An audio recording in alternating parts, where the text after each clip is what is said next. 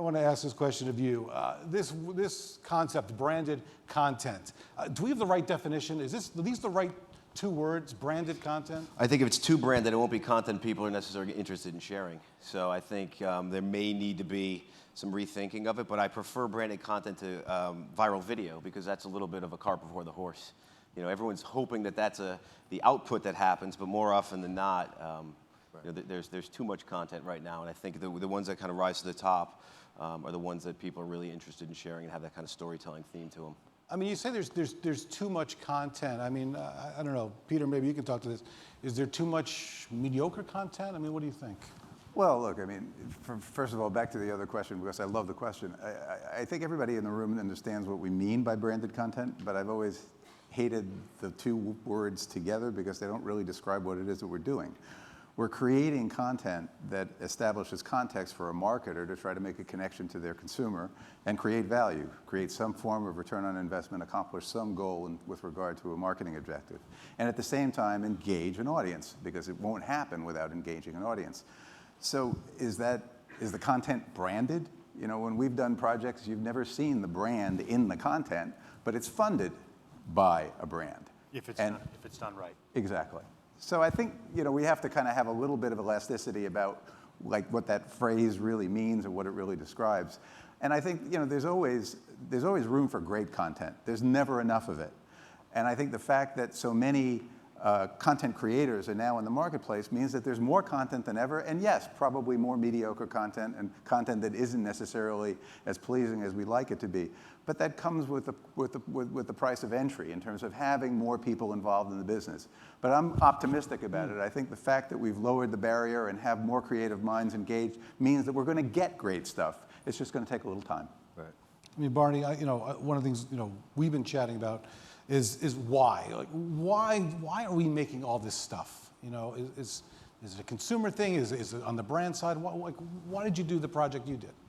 Well, for The Walking Dead, initially we were in product placement, so we had the vehicle on the show, but we wanted to have a bigger presence without getting in the way. The one thing, to your earlier point, is for brands, we don't want brands to hijack the franchise. So we don't want to be in the way. We know consumers are there as fans of The Walking Dead, so we wanted to be respectful to the process. We want our content to be authentic and something they can respond to. So we wanted to evolve to something that would give us a natural voice and a natural place to sort of seamlessly fit in without being, you know, look at us, sell, sell, sell. So don't have like the SUV be more important than the zombie in your... It's always a good rule. Exactly. Yeah, I mean, and believe me, initially I would tweet that, by the way. There was talk like that, you know, and it took listening to where the fans were going on the blogs and the forums and realizing that a lot of them were talking about how do you survive a zombie apocalypse? And they were really asking this, like, if this really happened, what would you do? So we took that to mean that, hey, from a brand perspective with us, how would we survive? Well, we would arm this vehicle up and let people have a shot at making their own. So that's really what we did. We made that app so they could practice building. If they didn't like it, they could try again, but it gave them sort of the practical experience of this is how I would survive. And so we're kind of speaking the same thing, and we weren't at the party handing out business cards. It was just like, hey, just do this thing, and they responded well to it. So I think it's about seamless integration, and it's not trying to take over the franchise. So, Joe, I want to get to your thing in one sec, but Joe, I just want to ask, in your experience, so you worked on this Audi 2 Spock thing. So Audi challenge, but there was no, we didn't step on the IP. There was no deal with Paramount on that. So, and you were saying, you know, there was not a lot of media budget for this. I mean, why don't you tell us a little bit about the project and how it happened? The short story is we wanted to do a competitive or challenge piece so that we tried to find some people that had kind of an inherent story or inherent kind of interest that was already built up. So we ended up with Leonard Nimoy and Zach Quinto, and obviously you're dealing with a very, very passionate audience coming to the table to begin with. It seems in hindsight like it's a no-brainer that there's going to be success in that, but a misstep gets amplified in a very dramatic sense in that they're going to be very upset that you've kind of infringed on these characters that they love. So we were able to do it in a very respectful way. You know, the process is that you have to make sure that you have Trekkies involved, that you're vetting every single piece of it, because if you hit the wrong note, it's going to come back and it's going to destroy the project before it even gets off the ground. So between the Trekkies and the zombie people, you got to make sure that you're kind of building a kind of community dialogue sort of thing. They're probably the same person. They probably are. Yeah. But you know, when you hit it right, you get that natural kind of propulsion behind it, and the brand gets elevated. But instead of trying to make it so overtly branded, if you can find ways to kind of seamlessly integrate it, you know, the brand's going to get elevated in such a dramatic fashion. The hard part is getting brands to understand to let go a little bit. Everyone comes and says, I want this viral video. We got so many calls after Spock came out, but getting people to be brave enough to kind of give a little bit of space to the process and allow it to take that risk, that's a real challenge, and it's a shift in mindset. So, you know, they say, you know, change happens all at once, or change takes a while, but happens all at once. I think we're in the middle of that change where brands really desire it, but they're still not necessarily comfortable in letting go. All right, so I want you to hold on that point for a second. Now, Joel, you tried something and you're doing something now where you're the client. Your agency's the client. So why don't you tell us a little bit about hashtag a few good minutes? Yeah, so we're the agency and we're the client, so we're very confused. You're both the zombie and the apocalypse. I like that. Yeah. No, you know, so when we were thinking about launching what we call branded entertainment, right? So I don't care what you call it, because just to step back for a minute, I think we confuse ourselves as an industry by naming this branded entertainment, branded content, content marketing, native advertising. It's all the same thing. Our point of view is, as a brand or as an agency, as long as you are entertaining, educating, or informing appropriately to your audience, it doesn't matter what you call it. So I just wanted to mention that real quick. When we were launching the Branded Entertainment Group, I sat down with Andrew Graff, who's the CEO of the agency, and I thought, this is something that we really need to start thinking about. But we need to drink our own champagne. So we need to prove this model out on our own. And luckily, we were brave enough, and Andrew was brave enough to invest our own capital in creating this 5-minute web series called A Few Good Minutes. And the goal behind that was to sit down with some of the world's most interesting, what we call creative innovators and pop cultural icons. And we just wanted to be great storytellers for no other reason than to align ourselves with people who we should align ourselves with. Like clients that you could have in the agency. It's become a new business. Right. Yeah, right? Whether they're a client, we had Marty St. George, who's the CMO of JetBlue, on to talk about things like the future of air travel and the competitiveness in that space right now. But to talk about why and how difficult it was for him to move to New York as a Bostonian. Let's talk about other things as well. We just want to be great storytellers. Right. But we also had people on, like our first guest was, I sat down with Russell Simmons. People thought, well, why Russell Simmons? But Russell Simmons is a storyteller. He's an innovator. And at the time, he had just launched Narrative, which is his new agency. Mr. New York, moving out to California, really interesting. And then it also launched his new YouTube channel, ADD, All Deaf Digital. So the goal there was to create a very high-end production that people would enjoy watching. And as an agency, we felt like we need to be phenomenal storytellers. And it's done wonders. You and I talked about this earlier. We had this idea. The idea is nothing if you don't have distribution. And we were lucky enough to partner with Ad Age at the time to launch the series. So we had great content. We had appropriate content for the audience we wanted to talk to. And we had distribution as well. All right, good. So we're going to build off distribution. So just numbers. So on the Spock thing, how many hits? Over 10 million. 10 million, and then But that's an example where there was no distribution. That's all earned, and it's all via influencer and via PR seeding. There was no... Which is distribution. Which is distribution, but right. It's completely earned, and it's no bought eyeballs and no kind of support on the advertising side. Because I'm going to ask Peter this too. I just saw something. Have you guys seen The First Kiss? Have you seen this thing? So this is from a clothing company, local company called Wren Clothing Company here in Los Angeles. It's got over 58 million views. And one thing I was very curious about, Peter, I mean, when you think about the impact of the shows you worked on in your previous life, the Murphy Browns, the Northern Exposure, I mean, can we get a piece of branded content to have that kind of impact? Well, sure, but again, every one of these questions and answers that we're dealing with in this space really is in the context of what's the goal? What are you really trying to accomplish? And in the branded content space, what we're really trying to accomplish is a client objective. Our point of view on this is not to go out and look for cool stuff and see if we can find a brand that wants to associate with it. That's what I'd like to do. Well, it's a living, but it's a hard one. And where we've kind of gone at it, especially at the agency level, is to first have the capability available to them, and second, use it to solve a client marketing problem.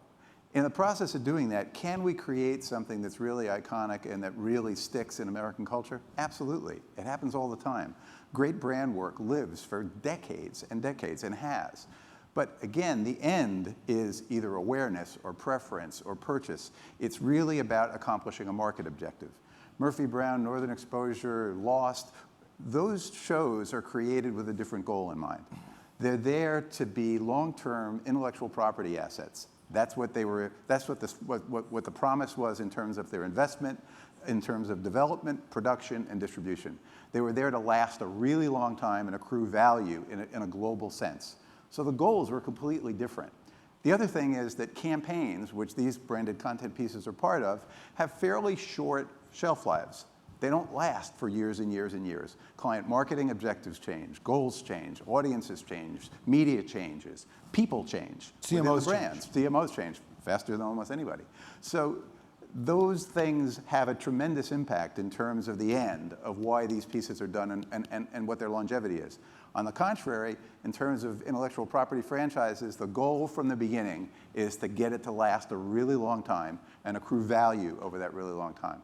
So can both things accomplish the same end? Yes. Is it likely? No, because the goals are different and the motivation behind all the behavior and investment is different. Okay, so you've segued beautifully into my question number 38. It's out of context because we were only on question 4. Just kidding. Chipotle's Farmed and Dangerous. Who's watched it on this panel here?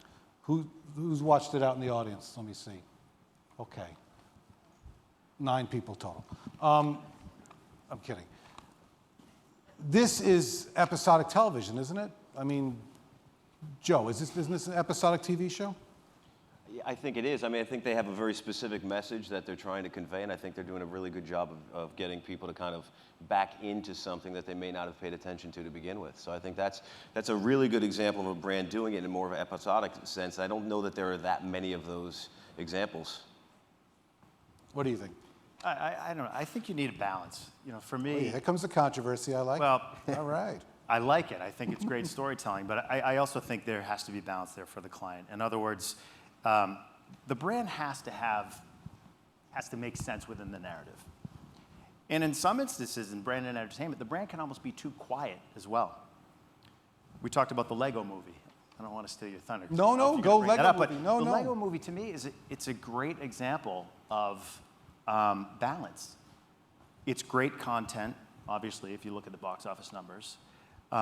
It's relevant to the audience, but the brand is obviously all over the content. I mean, the name of the movie is, Lego, whatever it is, the Lego movie. So to me, that's perfect balance. And I think at times, the pendulum swings almost too far, where, the brand can't be near the content at all. The brand cannot exist. Do you think that's still the case, though? I'm sorry? You think that's still the case? Yeah, I mean, that seems like that was definitely with Chipotle years ago. Yeah, but I mean, I'm looking at a different lens where I feel like I know Chipotle owns that, so maybe I'm missing that. Well, we're in the business, and so yeah. And again, and how do we see this? Yeah. Going back to distribution. Hulu, right? There's no other, you can see a trailer on YouTube. Yeah. So some of it too might be that, we hear about properties looking to find an audience. Well, this audience is going to have to find that content. Yeah. Right. Now, Barney, let me throw this out there for 1 second. You guys jump in on this. So we've talked a little bit about a Lego, a movie. We've talked about Chipotle, Farmed and Dangerous, a TV show. You guys have done, content for, viral video that we know isn't viral till it goes viral.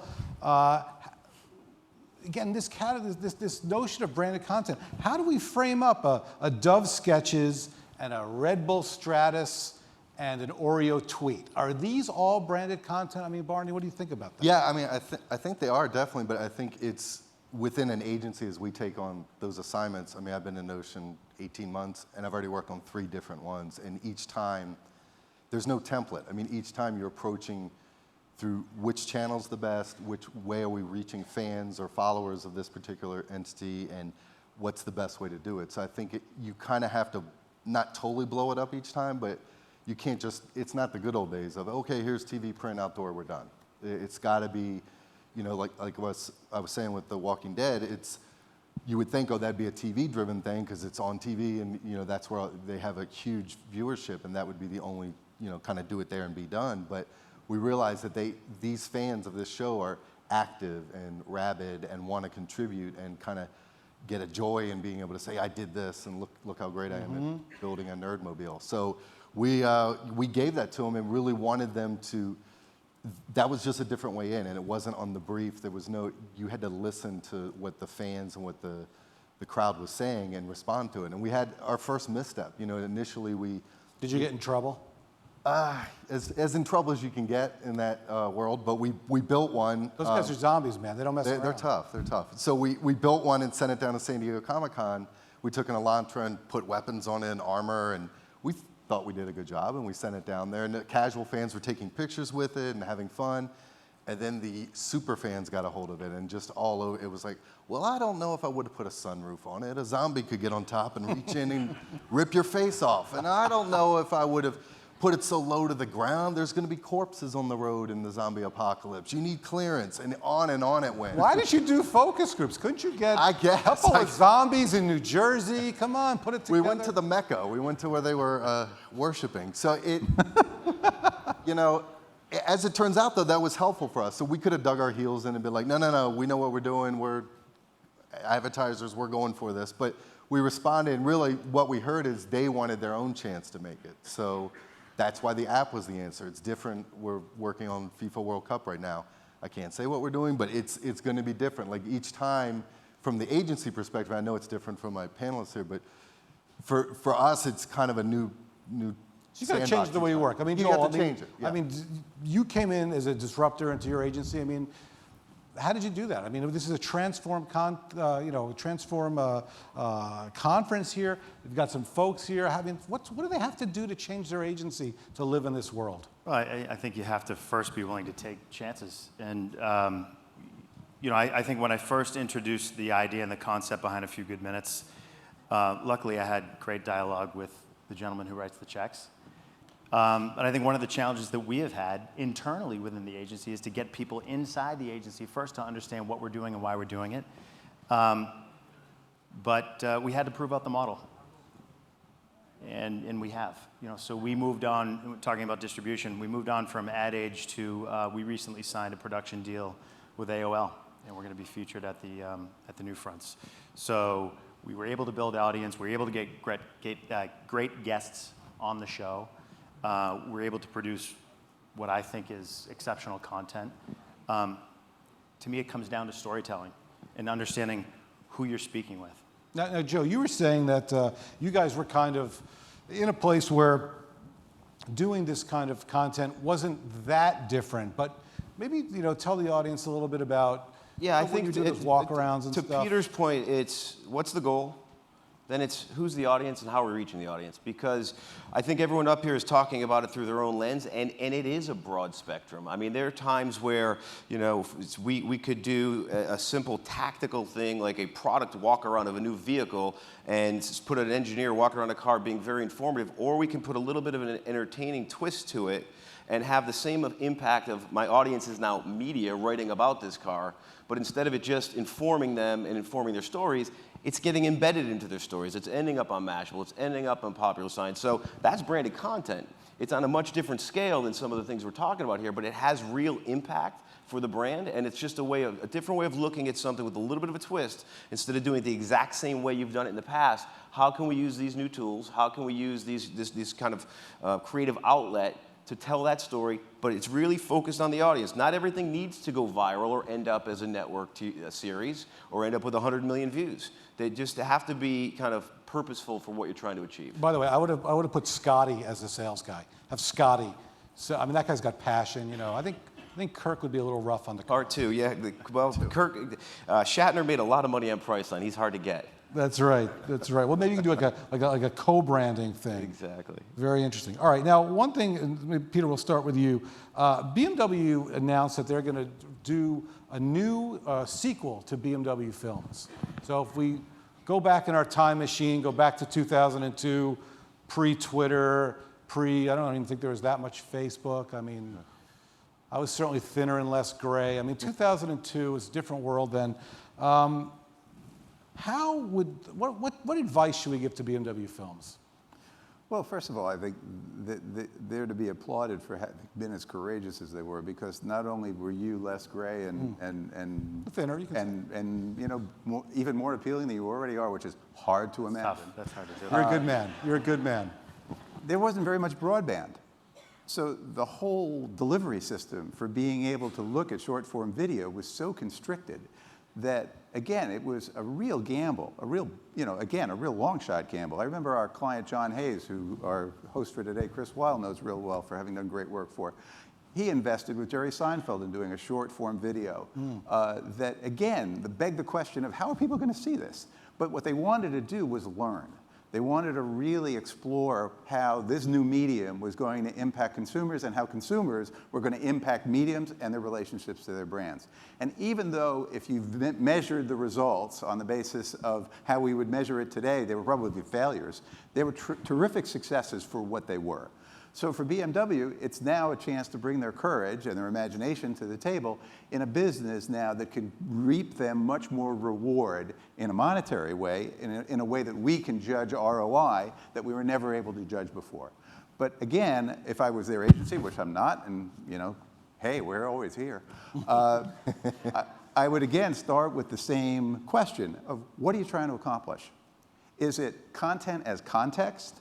Or is it content that really has to work hard for the brand to expose the brand and the project?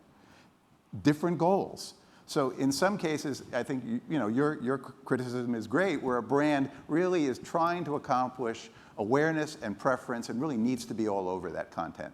But for many brands, they don't want to be all over the content because they're going to surround it with presence. What they want the content to service as is context. And for it to not be a story about them, but a story about the passion of their consumers, so that they can establish that bond and that relationship with the consumer.